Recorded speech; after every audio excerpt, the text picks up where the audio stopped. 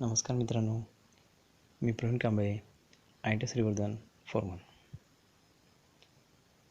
Employability skill या सब्जेक्टमधील IT literacy या चॅप्टरमध्ये मागच्या व्हिडिओत आपण operating system, basics of computer, Windows आणि डॉसच्या फरक पाहिले होते.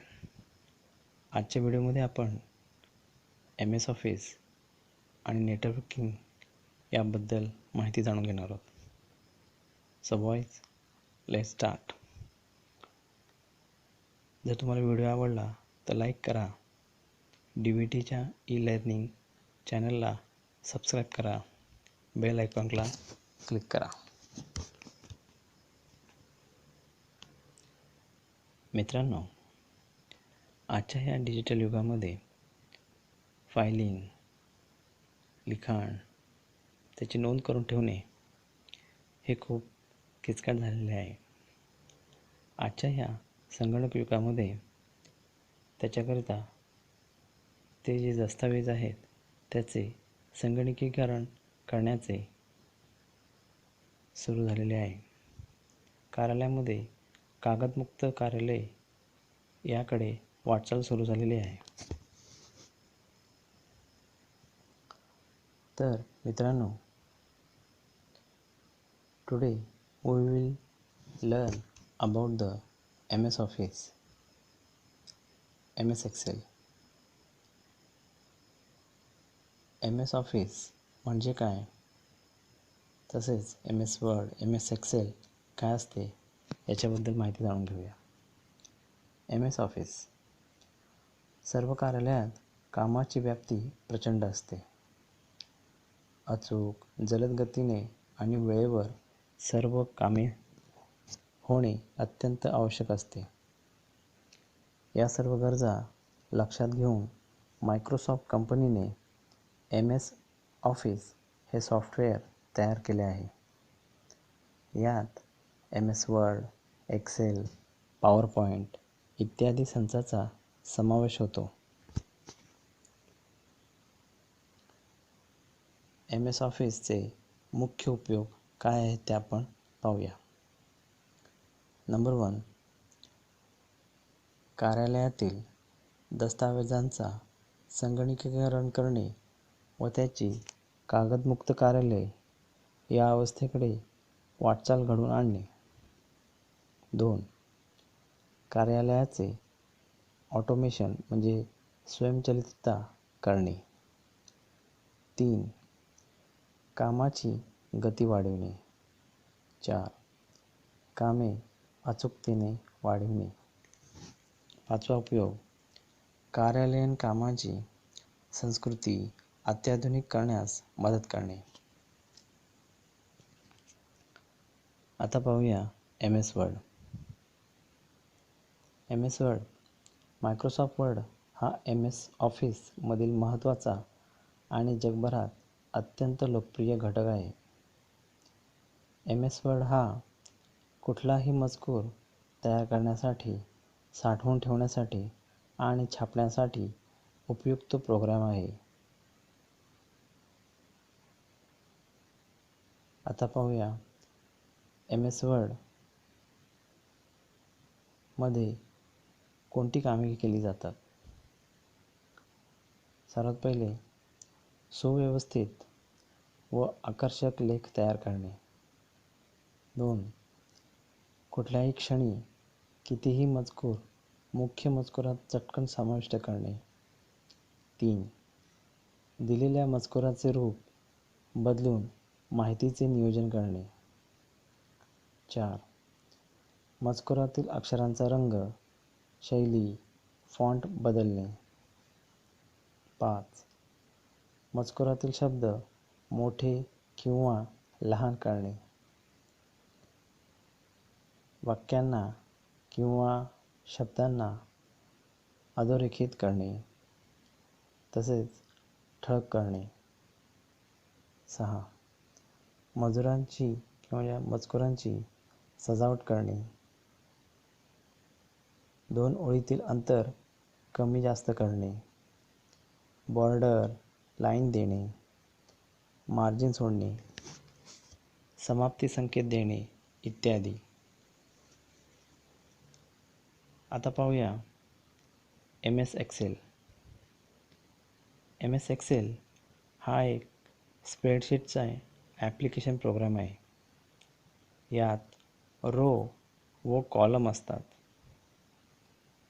एकेकाळी स्प्रेडशीटचा वापर केवळ अकाउंटंटच करत असत, परंतु आता व्यावसायिक, विद्यार्थी हे सर्वजण या प्रोग्रामचा वापर आपल्या गरजेनुसार मोठ्या प्रमाणावर करत आहेत.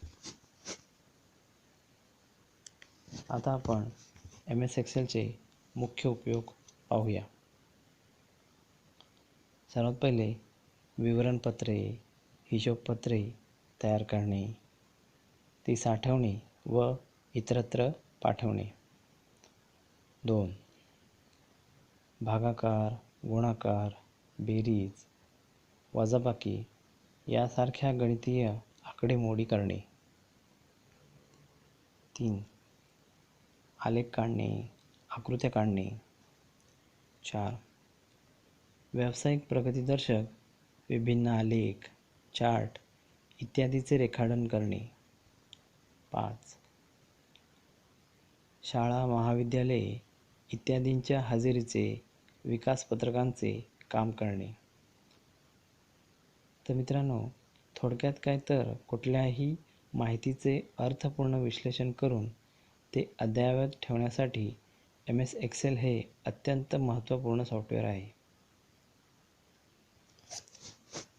MS ऑफिस, वर्ड, एक्सेल याचा वापर करत असताना काही आपल्याला कीबोर्ड शॉर्टकट वापरावे लागतात. जसे की अंडू करण्यासाठी Ctrl+Z, कटसाठी Ctrl+X, कॉपीसाठी Ctrl+C, पेस्टसाठी Ctrl+V, select all करण्यासाठी Ctrl+A, फाइंड करण्यासाठी Ctrl+F, रिप्लेस करण्यासाठी Ctrl+H. समजा नवीन डॉक्युमेंट्स करायचे असतील तर Ctrl+N, डॉक्युमेंट्स ओपन करायचं असेल तर Ctrl+O, डॉक्युमेंट्स सेव्ह करायचं असेल तर Ctrl+S, डॉक्युमेंट्स प्रिंट करायचे असतील तर Ctrl+P, हेल्पसाठी आपला F1 कीज, न्यू पेजसाठी, नवीन पानासाठी Ctrl+Enter. समजा फॉर्मॅटिंग करायचं असेल तर बोल्ड अक्षरांसाठी Ctrl+B, इटॅलिकसाठी Ctrl+I, अंडरलाईनसाठी Ctrl+U, सेंटरसाठी Ctrl+E, लेफ्ट अलाइन करण्यासाठी Ctrl+L, राईट अलाइन करण्यासाठी Ctrl+R, जस्टिफायसाठी Ctrl+J, क्लिअरसाठी Ctrl+ आणि फॉर्मॅटिंगसाठी स्पेसबार. अशा प्रकारचे अनेक शॉर्टकट्स आहेत. ते आपल्याला वापरण्यासाठी सहज आणि एक्सेल, वर्ड किंवा MS ऑफिस आपण वापरायला सोपं जाऊ शकतो. मित्रांनो, एम्प्लॉयबिलिटी स्किल मधील IT लिटरसी या चॅप्टरचा शेवटच्या टप्प्याकडे आपली वाटचाल सुरू झाली आहे. आता आपण कॉम्प्युटर नेटवर्किंग अँड इंटरनेट म्हणजेच संगणकाची जोडणी व इंटरनेट यांच्याबद्दल माहिती जाणून घेणार आहोत. आजच्या युगात सायबर कॅफे किंवा कॉम्प्युटर हार्डवेअर, नेटवर्किंग हे शब्द आपल्याला सतत कानावरती पडत असतात. पण नवीन कॉम्प्युटर शिकत असताना आपल्याला ह्या शब्दांची ठराविक अशी माहिती असणं अत्यंत गरजेचं असते. तर मित्रांनो, आपण इंटरनेटचा वापर मोबाईलमध्ये आजच्या युगात करतच असतो. पण या इंटरनेटचा वापर हा संदेश दळणवळणाचा एक माध्यम आहे.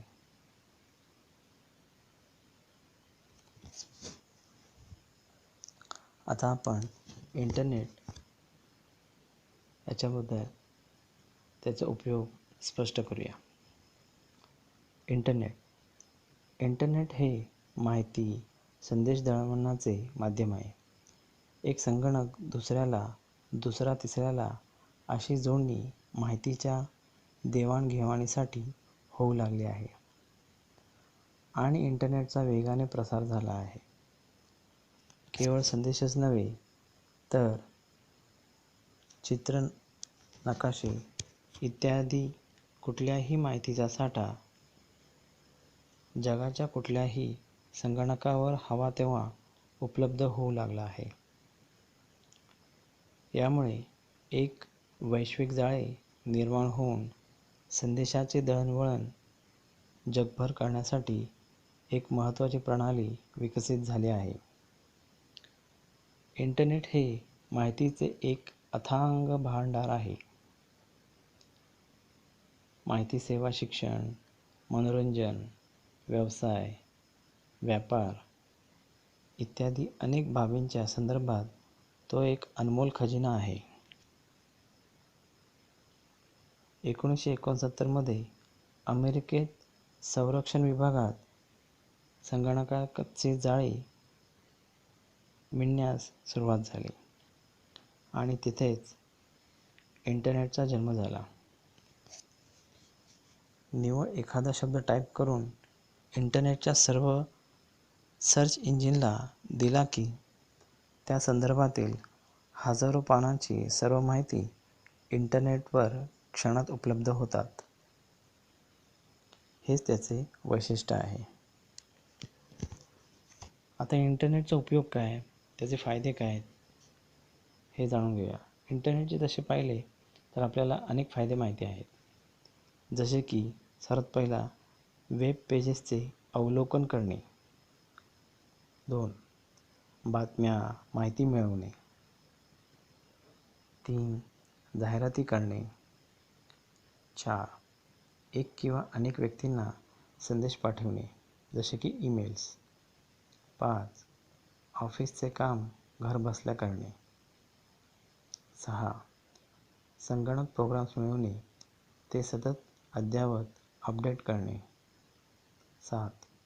इंटरनेटद्वारे टेलिफोनवर संभाषण करणे. 8. मासिके, पुस्तके, वर्तमानपत्र वाचणे. हे आहेत इंटरनेटचे ठराविक उपयोग. कॉम्प्युटर नेटवर्किंग म्हणजे कॉम्प्युटर हे कोणत्या तरी माध्यमांनी एकमेकांना जोडणे. त्याच्यामध्ये लॅन आणि वॅन यांना खूप महत्त्व आहे. आता आपण लॅन आणि वॅन म्हणजे LAN आणि WAN याच्याबद्दल माहिती समजून घेऊया. 2 किंवा अधिक संगणक एकमेकांना जोडणे म्हणजे त्याचे नेटवर्क तयार करणे, ज्याला जाळे असेही म्हणतात. यामुळेच माहितीचे आदानप्रदान एका संगणकातून दुसऱ्या संगणकात करणे सोपे जाते. तसेच एक संगणक एकाच वेळी एकापेक्षा अधिक जण वापरू शकतात. LAN, local area network. एका कारखान्याच्या किंवा कंपनीच्या आवारातील संगणक एकत्र करून जेव्हा संगणकाचे जाळे तयार होते, त्याला म्हणजे स्थानिक लोकल एरिया नेटवर्क असे म्हणतात. लॅनचे व्यवस्थापन संपूर्णपणे कंपनीचे खाजगी मालकीचे असते. त्यावर सरकारी नियंत्रण नसते. वेगवेगळ्या खोल्यातील अनेक संगणक एकमेकांशी जोडता येतात. यात डेटा ट्रान्समिशन करण्यासाठी खर्च खूपच कमी येतो. तसेच ते वेगवानही असते.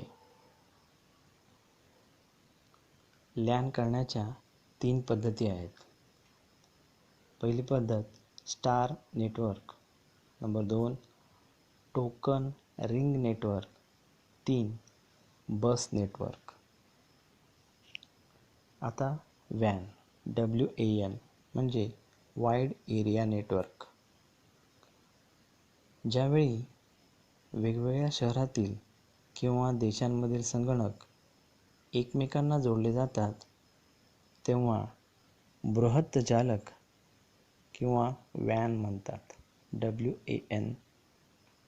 यामध्ये सर्व संगणक टेलिफोन लाईन्स किंवा कृत्रिम उपग्रहांच्या सूक्ष्म लहरीद्वारे जोडले जातात. हे नेटवर्क सार्वजनिक किंवा खाजगी असू शकते. वाईड एरिया नेटवर्कची वैशिष्ट्ये पुढीलप्रमाणे आहेत. नंबर 1, मालकी हक्क एकापेक्षा अधिक कंपन्यांना असू शकतो. नंबर 2, माहिती पाठवण्याचा खर्च खूपच कमी असतो. मित्रांनो, कॉम्प्युटर नेटवर्किंग व इंटरनेटमध्ये आपण आता वर्ल्ड वाईड वेब WWW तसेच सर्च इंजिन व वेब ब्राउझर याबद्दल माहिती समजून घेऊया. सर्वात पहिले वर्ल्ड वाईड वेब म्हणजेच WWW. या WWW च्या मदतीने इंटरनेटवरील सर्व माहितीला एक मोठ्या नेटवर्कच्या स्वरूपात एकत्र करून उपलब्ध करून दिले जाते. वेब ही इंटरनेट वापरणाऱ्यांसाठी अत्यंत उपयुक्त सोपी सेवा असून त्यामुळे माहिती उपलब्ध असलेल्या कुठल्याही संगणकाशी त्यावरील विविध साईट्सशी तुम्ही जोडून घेऊ शकता. इसवी सन 1991 मध्ये टिम बर्नर्स-ली या गणितज्ञाने जिनिव्हामध्ये वर्ल्ड वाईड वेब म्हणजे WWW काढले होते. तेव्हा त्याचं एवढे क्रांतिकारक बंड प्रस्त होऊन बसेल हे त्याच्याच काय कोणाच्याही लक्षात आलं नाही. WWW हे माहितीचं एक जागतिक भांडारच आहे. यामध्ये असंख्य वेबसाईट्स आहेत. जेव्हा आपण म्हणतो इंटरनेटवरून अमुक, इंटरनेटवरून तमुक विषयावरची माहिती मिळाली, तेव्हा त्याचा अर्थ ती कुठल्याही वेबसाईटवरून मिळालेली आहे असाच होतो. तसेच सर्च इंजिन म्हणजे ब्राउझरला पाहिजे त्या वेबसाईटचा पत्ता अचूकपणे द्यावा लागतो. पण एवढ्या हजारो वेबसाईट्स व त्यातून एकाच विषयावर अनेक वेबसाईट्स यांचे पत्ते तरी कसे लक्षात ठेवायचे? या सर्व याद्या हाताने लिहित बसण्यापेक्षा हे काम प्रोग्रॅमनीच केलं तर किती मजा येईल. डेव्हिड फिलो व जेरी यंग या स्टॅनफोर्ड विद्यापीठात इलेक्ट्रिकल इंजिनिअरिंगमध्ये PhD करणाऱ्या विद्यार्थ्यांच्याच सुपीक डोक्यातून निघालेल्या कल्पनेतूनच त्यांनी याहू या पहिल्या सर्च इंजिनला जन्माला घातला. हा सर्च इंजिन नावाचा प्रोग्राम जगातल्या सगळ्या वेबसाईट्स वारंवार तपासून बघतो आणि कुठल्या वेबसाईट्स आहेत त्यांचे विषय व पत्ते म्हणजेच URL यांची एक सूची इंडेक्स तयार करून ठेवतो.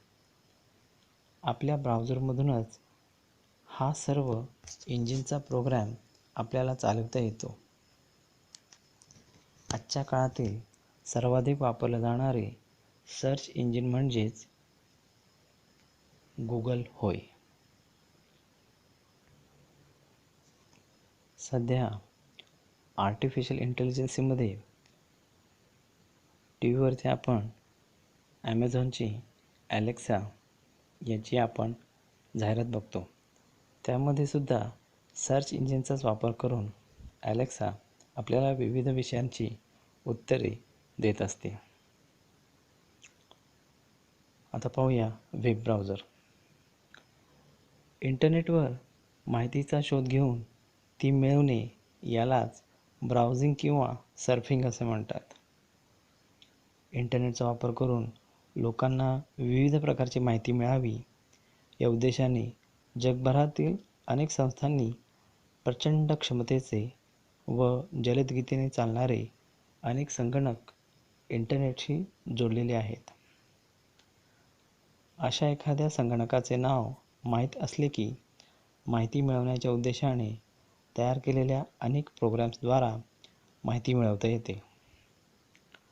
ही माहिती आवश्यकता भासल्यास आपल्या संगणकावर कॉपीसुद्धा करून ठेवता येते. Microsoft internet explorer, Netscape, navigator हे आजच्या काळातील नामांकित ब्राउझर आहेत.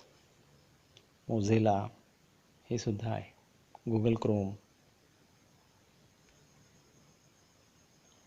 आता माणूस म्हटला की त्याला आजार आलेच, तसेच संगणक म्हटला की व्हायरस हे आलेच. आता विषाणू. Now we will discuss about what are the computer viruses. Is there harmful effects? Then how we can guard against these harmful effects? म्हणजे संगणकामध्ये जे विषाणू असतात ते म्हणजे काय, तसेच त्याचे दुष्परिणाम कोणते आणि या दुष्परिणामापासून आपला संगणकाचा कसा बचाव करायचा हे आपण जाणून घेऊया. संगणक विषाणू. संगणक विषाणू म्हणजे अशी आज्ञावली की जी संगणकावर चालविता क्षणीच संगणकातील दुसऱ्या आज्ञावलीवर दुष्परिणाम करते. व्हायरस म्हणजे संगणकाच्या कार्यशैलीला खराब करणारा प्रोग्राम किंवा खोडसाळ आज्ञावलीचा संचय होय. हे व्हायरस मानवनिर्मितच असतात. शोधकृतीतून पण विकृत दिशेने काम करणाऱ्या माणसांद्वारे यांची निर्मिती होत असते. आता संगणक विषाणूचे कोणते दुष्परिणाम आहेत? संगणकात व्हायरस आल्यास पुढीलपैकी कोणतेही किंवा अनेक दुष्परिणाम होऊ शकतात. जसे की सर्वात पहिला, फाईल्सची नावे विचित्रपणे बदलतात. 2. फाईल्समधील डाटा नष्ट होऊन तेथे कचरा म्हणजे जंक भरला जातो. 3. फाईल्स गूढरित्या गायबच होतात. 4. प्रक्रिया करताना संगणक वारंवार गोंधळतो. नंबर 5. पडद्यावरील अक्षरे अचानक गायब होतात किंवा टपटप खाली पडतात, घरंगळतात. 6वा दुष्परिणाम, मेमरी डिस्कवर अनावश्यक डाटा, कचरा, जंक भरले जाते. 7. संगणक चालूच होत नाही. 8. प्रोग्राम रनच होत नाही आणि झालाच तर अतिशय हळू होतो. आता संगणक विषाणूपासून कॉम्प्युटरचा किंवा संगणकाचा कसा बचाव करायचा ते पाहूया. नंबर 1, कुठल्याही प्रकारचा अनावश्यक डाटा आपल्या संगणकावर ठेवू नये. नंबर 2, संगणकावर कोणतेही अनऑथराइज्ड सॉफ्टवेअर लोड करू नये. 3, संगणकावर व्हायरसचा शोध घेऊन तो लगेच नष्ट करणारे मान्यता प्राप्त व अधिकृत असे उत्तम दर्जाचे अँटीव्हायरस किट लोड असावे. नंबर 4, दुसरीकडून म्हणजेच pen drive, CD ROMs, floppy किंवा इतर रॉ डाटा संगणकाला कनेक्ट करताना अँटीव्हायरस चेकिंग केलीच पाहिजे व त्यात व्हायरस नसल्याची खात्री झाल्यावरच संगणकाला कनेक्ट करावा. नंबर 5, एवढे करूनही चुकून व्हायरसचा शिरकाव झाल्यास नुकसान होऊ नये या दृष्टीने आपला सर्व डाटा बॅकअप घेऊन ठेवलेला असावा. सर्वात लास्ट 6, इंटरनेट आपल्या संगणकावरील असेल तर त्याचा वापर करताना विशेष काळजी घ्यावी, जेणेकरून व्हायरस तुमच्या संगणकात प्रवेश मिळू शकणार नाही. तर मित्रांनो, आज आपण IT लिटरसीमध्ये कॉम्प्युटर नेटवर्किंग व इंटरनेट याबद्दल माहिती जाणून घेतली. आजचा व्हिडिओ आवडल्यास लाईक करा, शेअर करा, बेल आयकॉनवर क्लिक करा, चॅनलला सबस्क्राईब करा. धन्यवाद मित्रांनो. Voice thank you. मॉक टेस्टची लिंक डिस्क्रिप्शन बॉक्समध्ये दिलेली आहे. ती क्लिक करून मॉक टेस्टचा प्रयत्न करा. धन्यवाद.